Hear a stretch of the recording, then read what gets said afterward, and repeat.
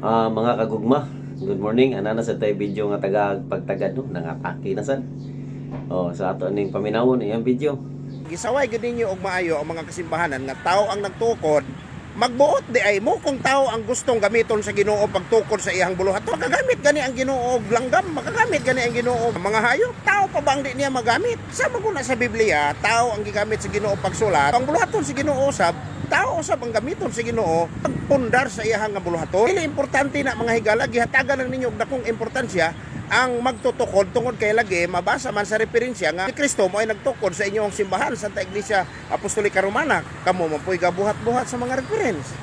So mao na lang gini inyo ang gihawiran, mo na ni akong giingon mga higala nga ang Katoliko perting dili kaduhan usa na lang gyud ang naghawid niini, hagba na. Unsa na malay naghawid? Kinirang inyong pag-angkon-angkon nga si Kristo ang nagtukod sa inyo ha. Wa pa gyud klaro kay ang referensya nga inyong gigamit aron mo pa matuod nga si Kristo ang nagtukod sa inyong simbahan, kamo ra pud ang naghimo-himo. Walay problema kung kinsa ang gamiton sa Ginoo sa pagtukod sa iyang buluhaton.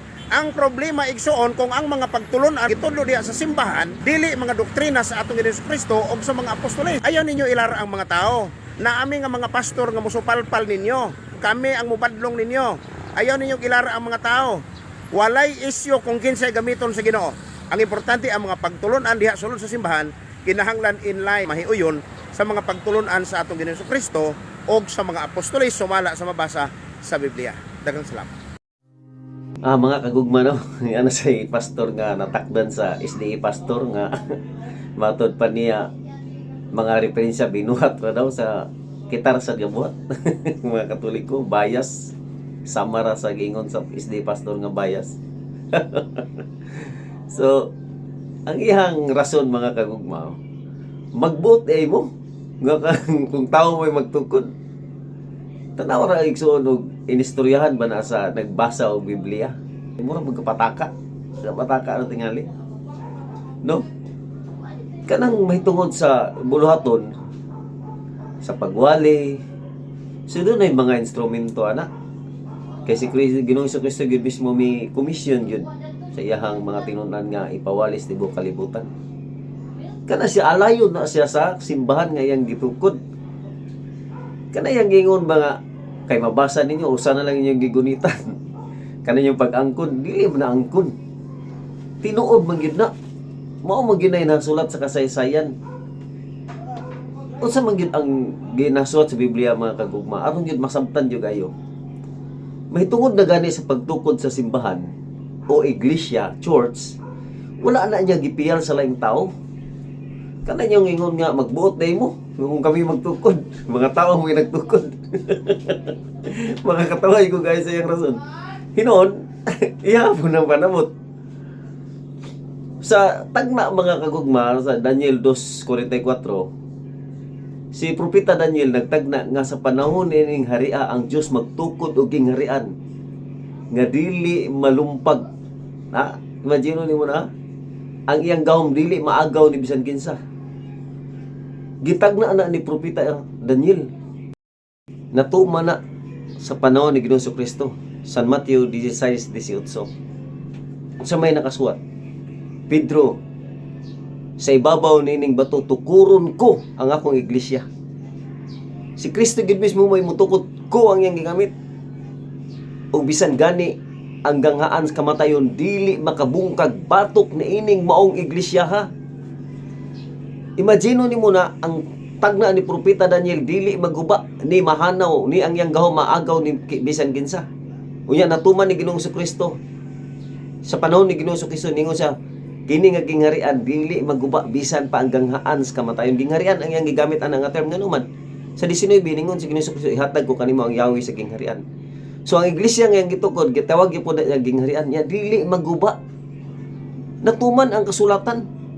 Unya ngano magtukod ba muglain nga na may gingharian nga dili maguba o iglesia nga gitukod sa tong Ginoo nga dili nga maguba. Ang atong buhaton magpasakop ta.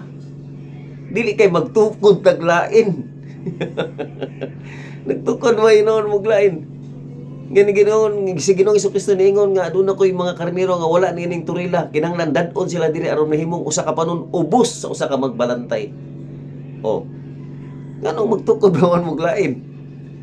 So ni kompetensya mo ni Ginoong Kristo. klaro og tataw. Dili ba? Muna siya niya, mayon naman na mo nga, magbote mo, nailaing tao sugod. Ang iyang gisugo, dili manggod ka mo. Ang iglesia manggod nga iyang tukod, nga mo ang iyang katawhan. Muna iyang gisugo, dili kay, magkuha mong sanga, ikonik ninyo sa iyang iglesia. Dili, mauna.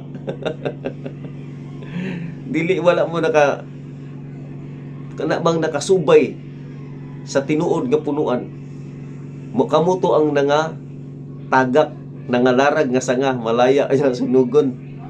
Mo man gingon ni San Juan. Nasa 1 Juan 2:18, mga anak, doon lang katapusan sa kalibutan ng gawas ng mga antikristo. Gikan sila kanato ni bulag. Nga naman, kay nagtukod og ila. Kay kung ato pa sila magpabilin unta sila kanato. Unya kay nibulag pagkadelikado.